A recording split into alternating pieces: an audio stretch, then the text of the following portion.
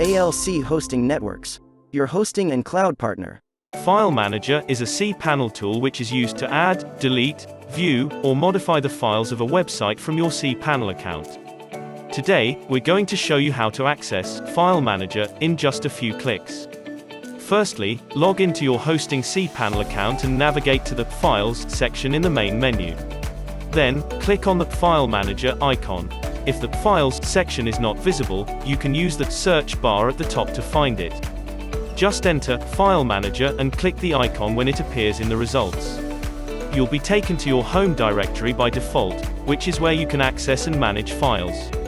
And that's basically it. If you want to know more about the options available within File Manager, we also have extra videos in this series that cover them.